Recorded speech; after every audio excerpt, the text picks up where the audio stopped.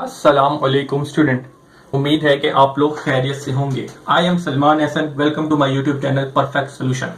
बेटा आपको पता है कि ये चैप्टर नंबर 3 का पार्ट नंबर 2 है, तो लिहाजा इसके अंदर मैं 10 ईयर के एमसीक्यूज करवाऊंगा आपको। तो लिहाजा इससे पहले ये कि मैंने आपको पिछली वीडियो के अंदर चैप्टर नंबर 3 के जो है इंपॉर्टेंट फार्मूले और कॉन्सेप्ट है वो बता दिए हैं। आप वो फार्मूले याद कर लेने हैं, और अगर नहीं देखी तो वो पार्ट नंबर 1 देख लें ताकि आप लोगों के लिए आसानी हो सारे एमसीक्यू समझने में। ठीक है बेटा, चैलेंज स्टार्ट करते हैं। चैप्टर नंबर 3 है सेकंड ईयर का, the general equation of straight line. Past paper MCQs करूंगा 2019 से लेकर 2010 तक के। ठीक है बेटा, तो लिहाजा सबसे पहले जो मैं स्टार्ट करूंगा वो करूंगा 2010 से। ठीक है, तो 2010 से मैंने एमसीक्यू स्टार्ट करने हैं। 10 ईयर मेरे पास ये रखी हुई है। और दूसरी बड़ी मजे की बात ये है कि जो मैंने ये ब्लैक कलर से एरो जो किए हुए होंगे वो आपके चैप्टर नंबर 3 के एमसीक्यूज होंगे। ठीक है, जिनको मैंने ब्लैक कलर से एरो किया वो चैप्टर नंबर 3 के आपके एमसीक्यूज होंगे इस पार्ट के अंदर। ठीक है बेटा, तो चैलेंज स्टार्ट करते हैं। तो 2010 है, 2010 का मैथमेटिक्स का पेपर है। सबसे पहला पार्ट देखते हैं कौन सा है एमसीक्यूज का, पार्ट नंबर 3 यानी एमसीक्यूज नंबर 3 जो है वो चैप्टर नंबर आपके 3 का है। तो चैलेंज पढ़ते हैं। इसमें क्या कह रहा है, the line 2x + 3y + 6 = 0 is perpendicular to the line. ठीक है, तो इसमें कह रहा है एक लाइन की इक्वेशन दे दी गई है। कह रहा है कि इससे एक लाइन है परपेंडिकुलर, उसकी इक्वेशन बताएं। तो बेटा ये वाली बात मैंने आपको इसकी कंडीशन सही तरीके से समझाई भी और यहाँ पे एक और बार बता देता हूँ। तो चलिए जी स्टार्ट करते हैं इसका सोल्यूशन। तो देखिएगा पार्ट नंबर 3 है, तो मैं 3 लिख देता हूँ। इसमें आपको एक इक्वेशन दी हुई है। क्या इक्वेशन दी हुई है, 2x + 3y + 6 = 0। ठीक है, तो इसमें जरा देखिएगा आपको कह रहा है कि ऐसी इक्वेशन बताओ जिससे परपेंडिकुलर हो। तो बेटा मैंने आपको बताई थी कि जब एक लाइन की परपेंडिकुलर की इक्वेशन मालूम करनी है तो इसमें क्या करते हैं कि 3 के साथ जो नंबर लिखा था वो x के साथ कर देते हैं, जो x के साथ जो नंबर लिखा होता है उसको 3 के साथ x इसके साथ कर देते हैं, y के साथ कर देते हैं और साइन चेंज कर देते हैं। वही चीज करेंगे। तो चलेंज करते हैं। तो 3x 2y, ठीक है, और बीच में माइनस आ जाएगा। देखिएगा x के साथ जो 2 थे y के साथ लिख दिया, जो y के साथ था वो x के साथ लिख दिया, सिंपल। अब क्या करेंगे, प्लस कोई भी कांस्टेंट नंबर वो खुद दे सकता है। कांस्टेंट नंबर मुझे तो नहीं याद है, 2 3 10 20 30 कुछ भी लिखा हो सकता है, तो कांस्टेंट नंबर लाता होगा। लेकिन इन दो चीजों को आपने देखना है, जो सी इक्वेशन के अंदर होगा वो आपका आंसर होगा। तो चलें जी देख लें। तो जरा देखिएगा, आप कोई भी क्वेश्चन देखेंगे जिससे टिक किया हुआ उसको देख लें, वो डायरेक्ट मैच हो रहा है। तो जरा देखिएगा 3x - 2y + 9 है। ठीक है, तो ये +9 ये वाला ही आपका आंसर है। क्यों? क्योंकि वही कंडीशन लग रही है जो यहाँ पे है। इसके अलावा कोई भी इक्वेशन मैच करके देख लें, कोई भी इस कंडीशन के ऊपर नहीं आ रही। ठीक है, तो लिहाजा वो आपका आंसर नहीं होगा, यही आपका आंसर होगा। जो आपको कंडीशन याद है कि y वाला x के साथ आ जाएगा, जो x के साथ जो लिखा है वो y के साथ लिखा जाएगा, लेकिन साइन चेंज करके। तो यहाँ पे वही कंडीशन लग रही है। इसके अलावा आप कोई भी इक्वेशन देख लें, ये कंडीशन नहीं लग रही, तो लिहाजा वो आपका आंसर भी नहीं होगा। चलें जी बेटा, यहाँ पे 2010 के अंदर सिर्फ यही एक एमसीक्यू है। और कोई देख लें, कोई भी ब्लैक मार्कर से मैंने टिक एरो नहीं बनाया हुआ था, उसका मतलब वो 2010 के अंदर चैप्टर नंबर 3 का कोई एमसीक्यूज नहीं आया हुआ। 2010 के बाद आता है 2011। तो 2011 के एमसीक्यूज खोल लेते हैं। चले जी आगे। सबसे पहले 2011 की हेडिंग डाल लेते हैं। ठीक है, तो 2011 की मैंने हेडिंग डाली। 2011 में सबसे पहला एमसीक्यूज जो है वो उसको देख लेते हैं कौन सा आया हुआ है। पहले पार्ट पेज पे तो नहीं आया, दूसरे पार्ट पे ये रहा। ये कौन सा है, एमसीक्यूज 11। तो एमसीक्यूज 11 के अंदर क्या बात कर रहा है पहले वो देख लेते हैं। इसमें क्या कह रहा है, the angle between the pair of the line. ठीक है, the angle of the pair of the line क्या दिया हुआ है, 3x² + 8xy - 3y² = 0। ठीक है बेटा, तो इसको जरा देख लें। सबसे पहले इक्वेशन लिख लेता हूं, x² + 8xy - 3y² = 0। इसमें क्या कह रहा है, आपको क्या मालूम करना है, सिंपल एंगल मालूम करके देना है। तो बेटा अब मेरी बात याद है कि अगर आप 2021 के अंदर पेपर दे रहे हैं तो ये वाला एमसीक्यू ना समझे, क्योंकि ये आपके टॉपिक का नहीं है। लेकिन आप उसके अलावा दे रहे हैं तो फिर आप समझ लें। जरा देखिए, इसमें आपको एंगल मालूम करना है कंपेयर लाइन का। तो सबसे पहले इसमें ए बी और एच की वैल्यू मालूम कर लें, क्योंकि आपको पता है फार्मूले के अंदर यूज होनी है। तो ए क्या होता है, जो एक्स के साथ लिखा था वो क्या है 3। बी क्या होता है, जो y के साथ लिखा था, बी क्या दिया हुआ है आपको, बी है -3। ठीक है, अच्छा ये हो गया। अब इसके बाद आते हैं h। अब आपको क्या मालूम करना है, h मालूम करना है। तो h मालूम करने के लिए आपको जनरल इक्वेशन याद होगी, उसमें क्या लिखा होता है 2hx। ठीक है, आपने ये लिखना है, और जहां पे ये पूरा नंबर लिखा आपने इसको लिख लेना है 2hxy।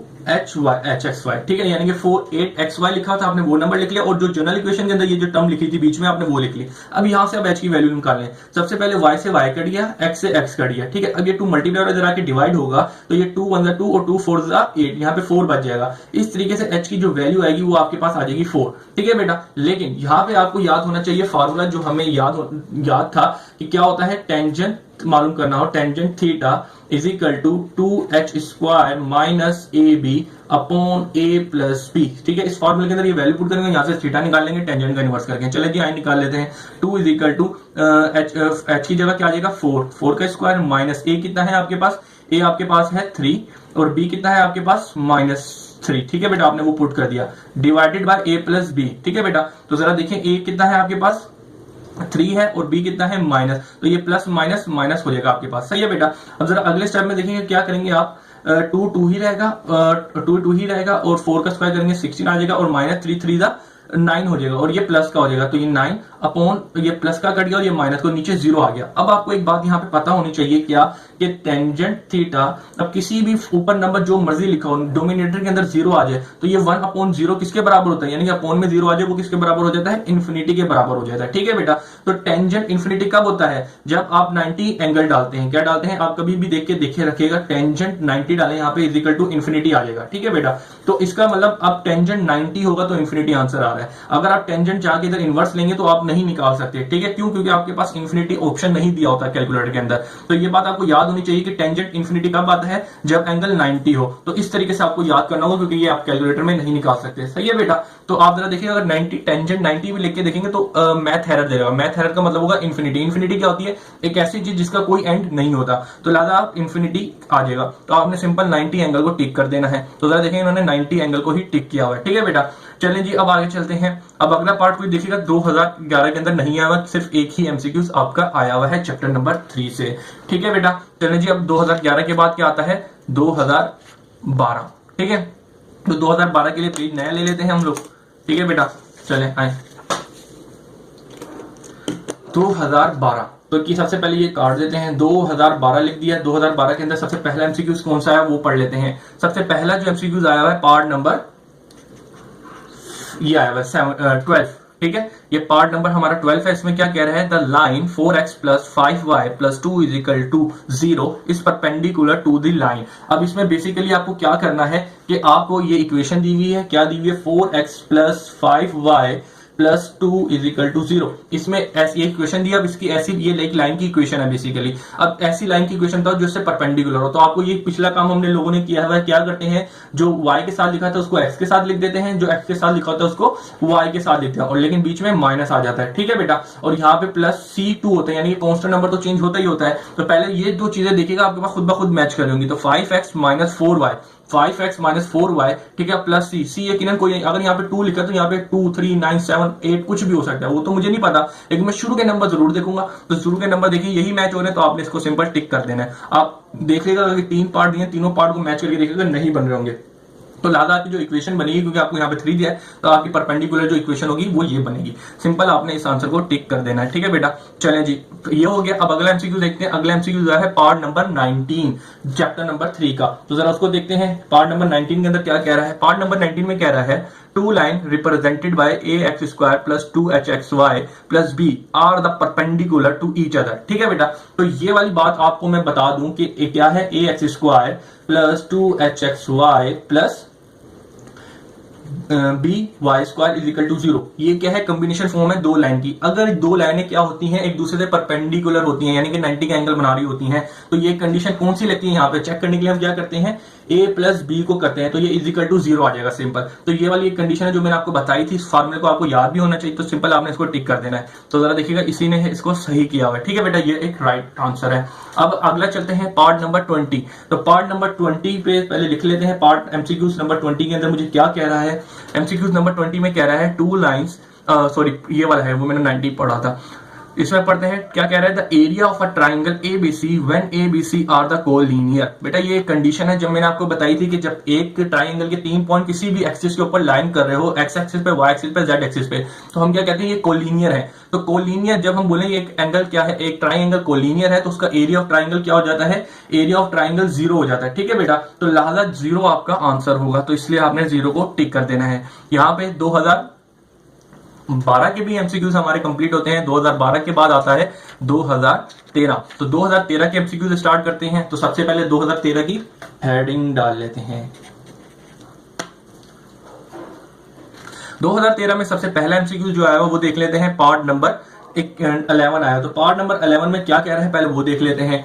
पार्ट नंबर 11 में कह रहा है 3x minus 5y minus 15 is equal to 0 are parallel to the line. ठीक है, तो एक इक्वेशन दी हुई है आपको। सबसे पहले इक्वेशन क्या दी हुई है? इक्वेशन आपको दी हुई है 3x minus 5y minus 15 is equal to 0। अब कह रहा है ऐसी इस लाइन के बताओ जो से पैरेलल हो। तो मैंने आपको एक बात बताई थी कि इसके क्या हो, जरा देखें, एक्स एक्सिस और वाई एक्सिस के जो नंबर होते हैं वो सेम रहते हैं जब पैरेलल होते हैं। तो सिंपल आपने उनको सेम ही रहने देना है। और प्लस C2 यानी कि कांस्टेंट नंबर कोई ना कोई यकीनन डिफरेंट होगा। तो आपने ये शुरू के नंबर देखने कौन से, तो जरा आ जाए, जरा देखिएगा लिखे हुए 3x माइनस 5। तो जरा देखिए 3x माइनस 5 पहले में भी नहीं है, 3x माइनस 5 दूसरे में भी नहीं है, 3x माइनस 5 तीसरी में भी नहीं है। जरा इधर आ जाए, इसमें देखें आपको आंसर ये दिया हुआ है, लेकिन बेसिकली आपका आंसर यही है। कुछ बच्चों को शायद ना समझ आ रही हो, लेकिन आप इसके अंदर से 2 कॉमन लें। क्या लें? 2 कॉमन लेके देखें, आपका आंसर यही फॉर्म बन रही होगी। जरा देखें, अगर आप इसके अंदर से 2 कॉमन लेते हैं तो अंदर 3 में से 2 कॉमन लिया तो 3x बचा,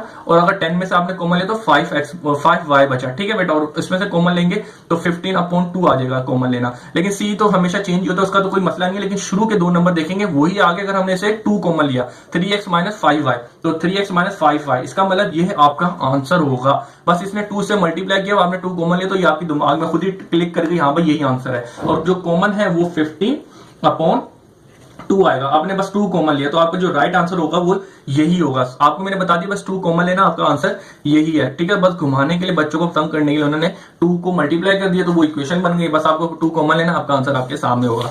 चलें जी, अगला देखते हैं पार्ट 2013 के अंदर। और कोई एमसीक्यूज चैप्टर नंबर 3 से नहीं आएगा क्योंकि वो एरो नहीं लगा हुआ।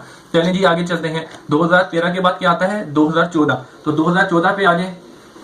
2014 के अंदर सबसे पहला जो एमसीक्यूज है उसको करते हैं, लेकिन उससे पहले क्या करेंगे, हम इसकी हेडिंग डाल लेंगे 2014 की। तो सबसे पहले 2014 की हेडिंग डालते हैं। ठीक है बेटा, आगे जरा देखते हैं 2014 में सबसे पहला एमसीक्यूज कौन सा आया हुआ है? पार्ट नंबर 9 आया हुआ है। तो इसमें क्या कह रहा है? इसमें कह रहा है 2 line represented a square plus 2hy plus by is equal to 0 will be perpendicular condition. यानी कि एक वही वाली पिछला वाला क्वेश्चन है, मैंने आपको बताया हुआ है कि जब 2 लाइन की कॉम्बिनेशन जो फॉर्म होती है वो क्या होती है? X square plus 2hx plus y plus by is equal to 0। ठीक है, अब ये 2 लाइनों की कॉम्बिनेशन फॉर्म है, तो मुझे क्या करना होता है कि ये 2 लाइनें अगर एक दूसरे से क्या है? परपेंडिकुलर है, तो कौन सी कंडीशन लगेगी? a plus b is equal to 0। यानी कि x के साथ जो लिखा है और y के साथ जो लिखा है उनको सम कर दूंगा, वो इज इक्वल टू 0 आएगा। तो मैं क्या बोलूंगा कि ये 2 लाइनों की जो कॉम्बिनेशन फॉर्म है वो एक दूसरे से परपेंडिकुलर होंगे। ठीक है, ये कंडीशन आपको मैंने बताई हुई थी, तो सिंपल आपने a plus b is equal to 0 पे टिक कर देना है। अगला आप एमसीक्यूज देखते हैं। अगला एमसीक्यूज आया हुआ है पार्ट नंबर 17। ठीक है, तो 17 पार्ट को जरा पढ़ते हैं। इसमें क्या कह रहा है? The slope of a line 3x minus 5y minus 15 is equal to 0। तो सिंपल आपको बेटा यहाँ पे स्लोप बताना है, तो जरा पहले इक्वेशन लिख लेते हैं। यहाँ पे इक्वेशन क्या दी हुई है आपको? 3x माइनस 5, तो लिख लेते हैं 3x माइनस 5y और माइनस 15 इज इक्वल टू 0। ठीक है बेटा, ये इक्वेशन दी है। आपको मैंने एक बात बताई थी कि जब भी किसी इक्वेशन से आपको स्लोप मालूम करना हो, क्योंकि यहाँ पे आपको स्लोप मालूम करना है, तो कौन सा फार्मूला लगेगा? m is equal to minus a upon b।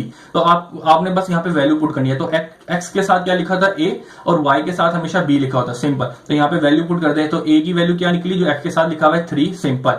और b की वैल्यू क्या निकली? जो y के साथ लिखा है, तो b के साथ क्या, y के साथ क्या लिखा है? माइनस 5। तो सिंपल आपने माइनस 5 को इसके साथ लिख देना है। जरा देखिएगा, माइनस से माइनस कट गया तो आपके पास आएगा 3/5। तो this is a right and required answer. तो आपने इसको टिक कर देना है। 5 क्या बना? 3/5। तो जरा देखें 3/5, ये टिक इसने बिल्कुल सही आंसर किया हुआ है, 3/5। ठीक है बेटा, चलें जी अब अगला एमसीक्यूज को देखते हैं। अगला एमसीक्यूज कोई और नहीं आया हुआ। ठीक है बेटा, सिर्फ 2014 के अंदर यही 2 एमसीक्यूज आए हुए थे।